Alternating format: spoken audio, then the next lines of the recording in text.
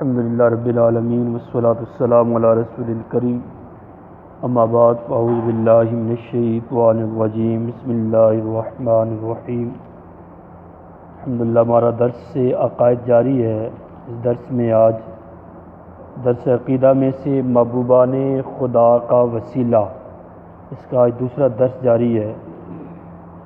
حدیث بخاری ہے، صحیح بخاری شریف کی حدیث پاک ہے۔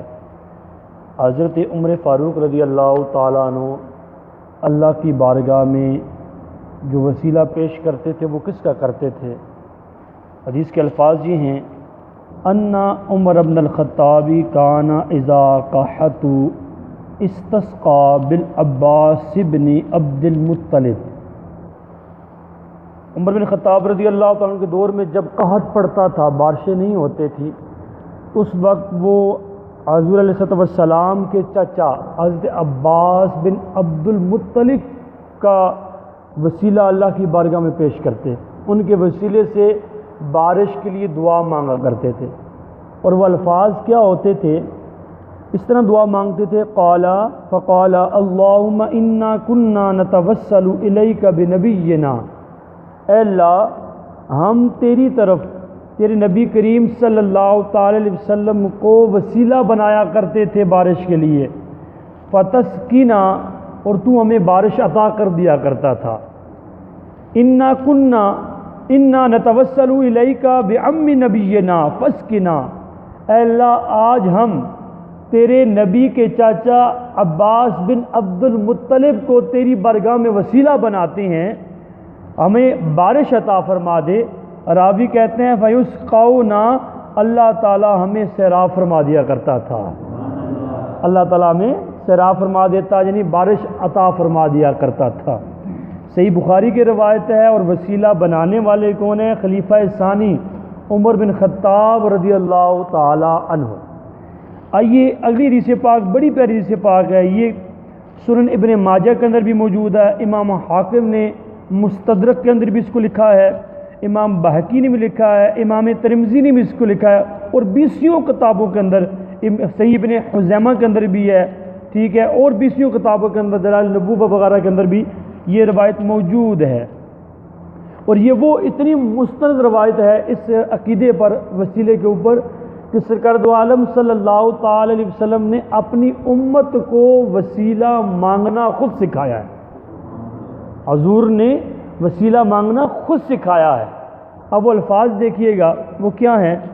عن عثمان بن عنیف، عثمان بن عنیف رضی اللہ عنہ سے روایت ہے یہ حدیث پاک، فرماتے ہیں کہ ہم حضور کی بارگاہ میں تھے، انا رجلا ضریر البصر، ایک شخص آیا جو نابینا تھا، پیدائشی نابینا، جس کی آنکھیں نہیں تھی، مادر ذات اندھا تھا۔ اتن نبی صلی اللہ تعالی علیہ وسلم، حضور کی بارگاہ میں آیا تو فقال، اس نے کہا، اس نے عرض کی، ادعو اللہ لی ان یعافینی، یا رسول اللہ، اللہ کی بارگاہ میں دعا کیجیے اللہ مجھے آنکھیں عطا فرما دے، اس بیماری سے شفا دے دے، میری آنکھیں واپس آ جائیں۔ حضور علیہ السلام نے شاہ فرمایا، راوی کہتے ہیں فقال، سرکار علیہ السلام نے شاہ فرمایا، ان شئت اخرت لکا، اگر تو چاہے تو ہم تیری دعا کو مؤخر کر دیں، دعا کو چھوڑ دیں، لاکا ہوا خیر، تو اسی پر صبر کر تو تیرے لیے یہ بہتر ہے۔ اگر تو چاہے تو ہم دعا کو تیرے لیے مؤخر کر دے، تیرے لیے یہ بہتر ہے۔ وَإِن شِئْتَ دَعَوْتُ، اگر تو چاہتا ہے تو ہم دعا کر دیتے ہیں، اگر تو چاہتا ہے تو ہم دعا کر دیتے ہیں۔ فقال، تو اس شخص نے کہا، عرض کی، ادعو، یا رسول اللہ آپ دعا فرمائیے، آپ دعا فرمائیے۔ اب اس نے جب یہ عرض کی دعا فرمائیے تو حضور علیہ السلام نے اب اسے وسیلہ سکھایا۔ وہ کیا تھا؟ فَأَمَرَهُ أَن يَتَوَضَّأَ، حضور نے اسے حکم دیا جا تازہ وضو کر۔ اس نے وضو کیا۔ فَيُحْسِنُ وُضُوءَهُ، اچھے طریقے سے وضو کر۔ وَيُصَلِّيَ رَكَعَتَيْنِ، اور 2 رکعت نفل ادا کر، اچھی طرح وضو کر اور 2 رکعت نفل ادا کر۔ وَيَدْعُوَ بِهَذَا الدُّعَاء، 2 رکعت نفل پڑھنے کے بعد پھر تو اس طرح دعا مانگ جس طرح میں تمہیں دعا سکھانے لگا ہوں۔ وہ دعا کیا تھی؟ فرمایا اس طرح دعا مانگ، اللہم انی اسألک، اے اللہ میں تجھ سے مانگتا ہوں وَأَتَوَجَّهُ إِلَيْكَ بِمُحَمَّدٍ نبی الرحمہ، اور تیری طرف توجہ کرتا ہوں بوسیلہ تیرے نبی محمد صلی اللہ تعالی علیہ وسلم کے، نبی الرحمہ کہ مہربانی کے نبی ہیں۔ آگے الفاظ کیا ہیں؟ یا محمد انی قد توجہت بک الی ربی فی حاجتی ہذہ، یا رسول اللہ صلی اللہ تعالی علیہ وسلم میں حضور کے وسیلے سے اپنے رب کی طرف اس حاجت میں توجہ کرتا ہوں۔ اللہم لتقضی اللہم فشفعہ فی، اب میں حضور کے وسیلے سے اپنے رب کی طرف اس حاجت میں توجہ کرتا ہوں کہ میری یہ حاجت روا ہو جائے، الہی ان کی شفاعت میرے حق میں قبول فرما لے، ان کی شفاعت میرے حق میں قبول فرما لے۔ عثمان بن حنیف کہتے ہیں خدا کی قسم جب وہ صحابی آئے تھے نابینا تھے، مادر ذات اندھے تھے، حضور نے انہیں یہ طریقہ بتایا کہ اس طریقے سے وضو کرو، وضو کر کے نماز پڑھو، اس دعا کے ساتھ میرا وسیلہ اللہ کی بارگاہ میں پیش کرو۔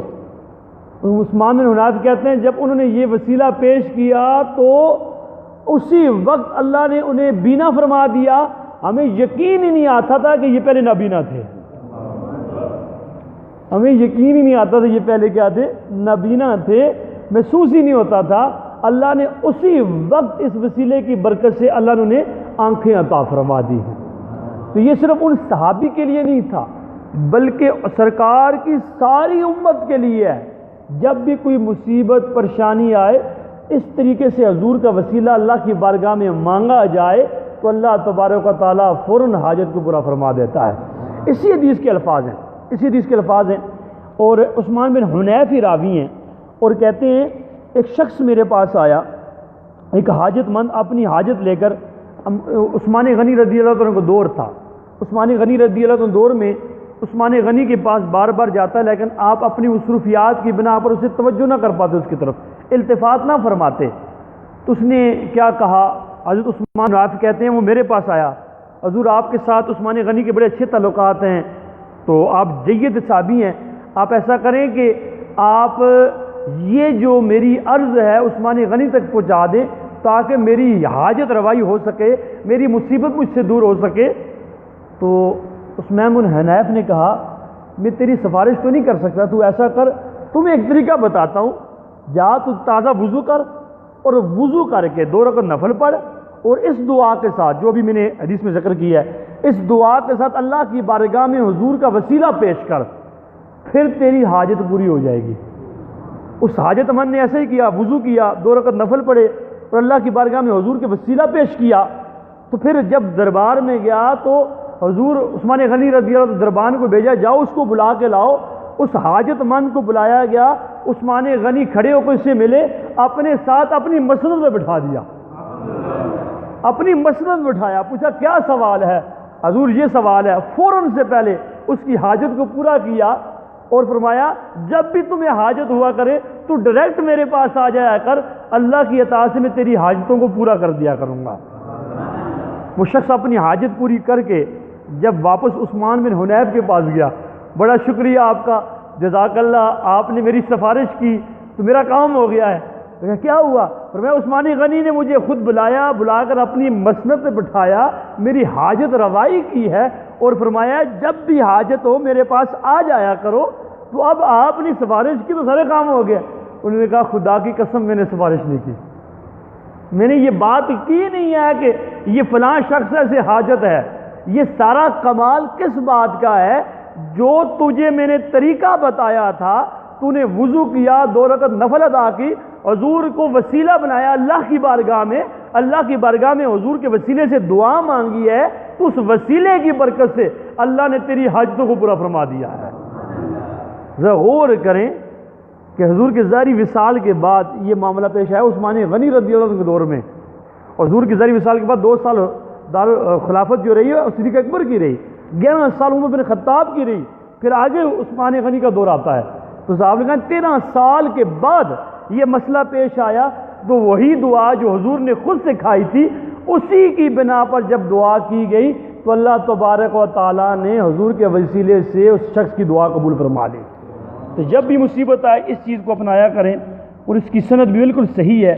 اور میں آخر میں حدیث مبارکہ اور بھی ہیں، صرف ایک حدیث پاک عرض کروں گا، کچھ پھر سوالات جو ذہن میں اٹھتے ہیں ان کے جوابات انشاءاللہ میں دینا چاہوں گا۔ ایک حدیث پاک اور بھی ہے کہ سرکار دو عالم صلی اللہ تعالی علیہ وسلم نے خود وسیلہ مانگا۔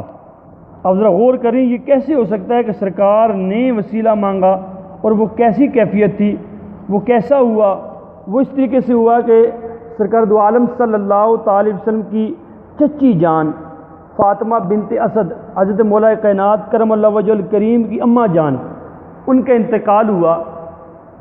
جب ان کا انتقال ہوا تو سرکار دو عالم صلی اللہ تعالی علیہ وسلم نے حکم دیا عورتوں کو کہ میری چچی کو غسل دو۔ حضور اپنی چچی کو امی کہا کرتے تھے، والدہ کہہ کے پکارتے تھے، ان کو غسل دو۔ عورتوں نے کیا کیا؟ غسل دیا، اور غسل دینے کے بعد حضور علیہ الصلوۃ والسلام نے پھر کیا کیا کہ اپنا جبہ مبارک جو آپ نے زیب تن فرماتے تھے، وہ جبہ اتار کے دیا، فرمایا میری چچی کو اس میں کفن دو، میری چچی کو اس میں کفن دو۔ پھر آپ کو اس میں کفن دیا گیا۔ پھر سرکار دو عالم صلی اللہ علیہ وسلم نے حضرت اسامہ بن زید، ابو ایوب انصاری، عمر بن خطاب، اسود غلام رضی اللہ تعالی عنہم کو بلایا، ان کے لیے قبر کھدوائی گئی۔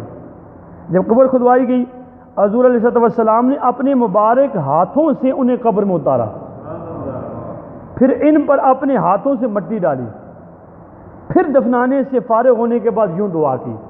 وہ دعا کے الفاظ جو ہے وہ المعجم الکبیر للطبرانی کے اندر یہ روایت موجود ہے، اللہ الذی یحیی و یمیت وهو حی لا یموت اغفر لأمی فاطمہ بنت اسد۔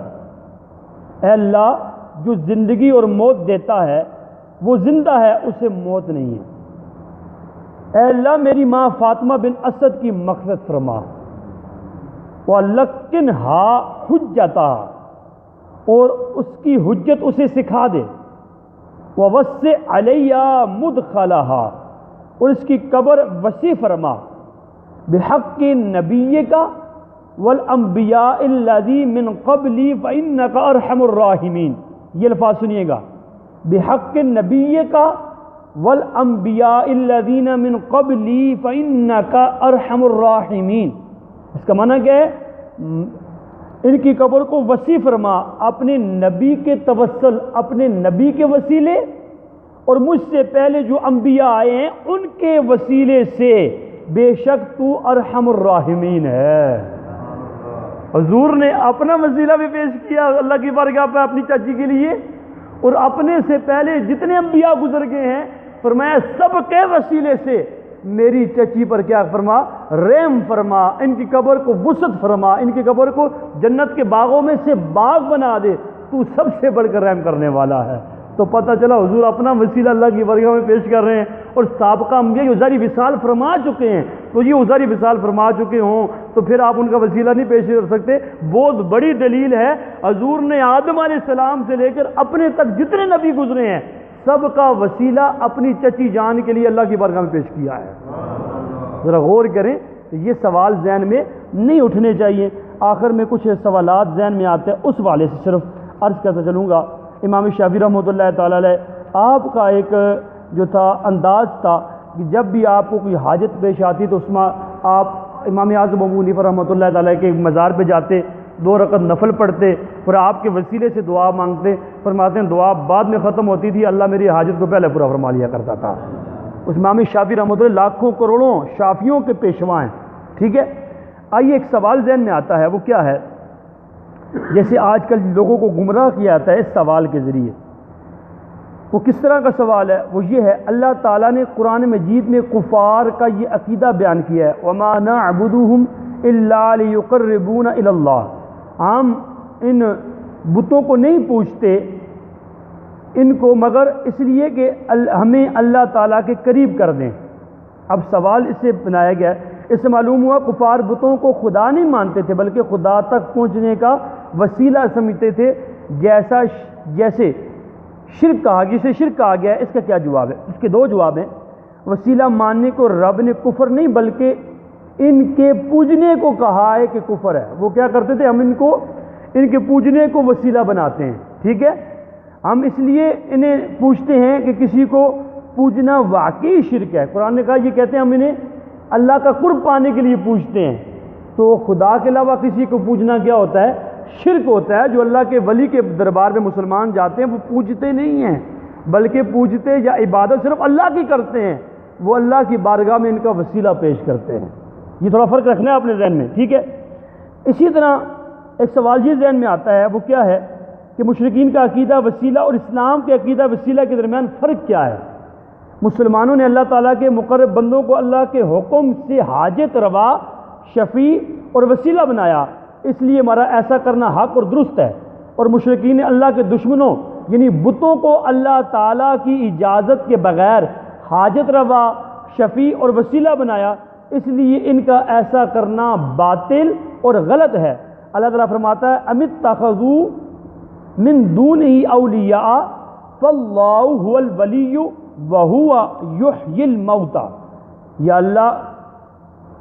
اللہ کے سوا اور ولی ٹھہرا لیے ہیں تو اللہ ہی والی ہے، مردے جلائے زندہ کرے گا۔ اس تفسیر کے تحت مفتی صاحب فرماتے ہیں، اس سے معلوم ہوا خدا کے دشمنوں کو ولی بنانا مشرک کافر کا کام ہے، جیسے اللہ تعالیٰ نے کہ دوستوں کو ولی بنانا مومن کا عمل، کعبہ کو قبلہ بنانا عین ایمان ہے، کسی بت کو قبلہ بنانا کفر ہے۔ ولی اللہ اور ولی من دون اللہ میں فرق ہوتا ہے۔ جہاں بھی قرآن کریم میں ولی من دون اللہ کہا گیا ہے وہاں پر آگے فرمایا گیا یعنی الاصنام، اس سے کیا مراد ہے، بت مراد ہیں، اور جو ولی اللہ کہا گیا ہے اس سے مراد اللہ کے دوست مراد ہیں۔ ان دونوں چیزوں میں کیا ہوتا ہے، فرق ہوتا ہے۔ کاظمی شاہ صاحب رحمۃ اللہ علیہ نے بڑی پیاری بات کی ہے، فرمایا حضرت عیسیٰ علیہ السلام نے جب قوم کے سامنے تعلیم رسالت پیش کی تو ان سے کہا وَأُبْرِئُ الْأَكْمَحَ وَالْأَبْرَصَ وَأُحْيِي الْمَوْتَى بِإِذْنِ اللَّهِ، میں اچھا کرتا ہوں اندھے اور کوڑی کو اور مردے زندہ کرتا ہوں۔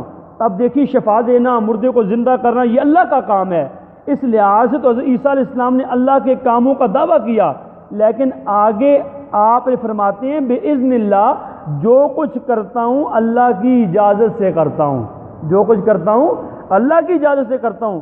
بس جہاں اذن الہی آ جائے تو شرک چلا جاتا ہے، اذن آ گیا توحید بھی آ گئی۔ یہی اذن الہی ہونا نہ ہونا شرک اور توحید کی بنیادی کیا ہے، نقطہ ہے۔ تو اللہ تبارک و تعالیٰ نے وسیلہ بنانے کا حکم کیا ہے، خود عطا فرمایا، وابتغوا الیہ الوسیلہ، اللہ تک پہنچنے کے لیے کیا کرو، وسیلہ تلاش کرو۔ پھر ایک سوال ذہن میں آتا ہے، چھوٹا سا سوال ہے کہ بھئی اللہ کی بارگاہ میں سوال صرف دعا کرا کریں یا وسیلے کے ذریعے دعا کرا کریں؟ جواب دیا گیا علماء نے کہ وسیلے کے ذریعے دعا مانگنا افضل ہے۔ اس پہ قرآن کی 2 آیتوں پر عمل ہے۔ قرآن کی ایک آیت یہ ہے، وہ یہ ہے قال ربکم ادعونی استجب لکم، تمہارا رب نے فرمایا مجھ سے دعا مانگو میں قبول کرتا ہوں۔ صرف دعا مانگیں گے نا، یا اللہ میں یہ دے دے، یا اللہ میں یہ کر دے، یا اللہ میں اولاد دے دے، تو پھر کیا ہوگا، پھر اس آیت پر عمل ہوگا۔ رب فرماتا ہے مجھ سے دعا مانگو میں دعا قبول فرماتا ہوں۔ اور اگر وسیلہ بھی مانگتے ہیں پھر 2 آیتوں پر 2 حکموں پر عمل ہوتا ہے، اور دوسری آیت کون سی کی ہے، یا ایھا الذین آمنوا اتقوا اللہ وابتغوا الیہ الوسیلہ، اے ایمان والو اللہ سے ڈرو اور اللہ کی بارگاہ میں وسیلہ پیش کیا کرو، اللہ کی بارگاہ میں وسیلہ تلاش کرو۔ تو پتہ چلا جو وسیلہ مانگتا ہے وہ قرآن کی 2 آیتوں پر عمل کرتا ہے اور افضل کام کرتا ہے، اس لیے وسیلہ مانگنے کو شرک یا بدعت یا برا کہنا جائز نہیں۔ قرآن نے حکم دیا ہے، حدیث میں صحابہ نے وسیلہ بنایا ہے، تو پتہ چلا اگر وسیلے کو جو بندہ برا کہے گا تو قرآن کے حکم کی مخالفت کرے گا، صحابہ کے انداز کی مخالفت کرے گا، صحابہ کے طریقے کی مخالفت کرے گا، تو ہم کسی کی بات نہیں مانیں گے، ہم صرف قرآن کی بات مانیں گے، رب کی بات مانیں گے اور اللہ کے محبوب کے صحابہ کے انداز کو اپنائیں گے۔ انشاءاللہ ہمارا ایمان کامل بھی ہوگا، زندگی دنیا آخرت قبر سب کچھ اچھا ہو جائے گا۔ اللہ کی بارگاہ میں دعا ہے اللہ تبارک و تعالی ہمیں صحابہ کی سیرت کو اپنانے کی توفیق عطا فرمائے، آمین بجائے نبی الامین صلی اللہ تعالی وسلم۔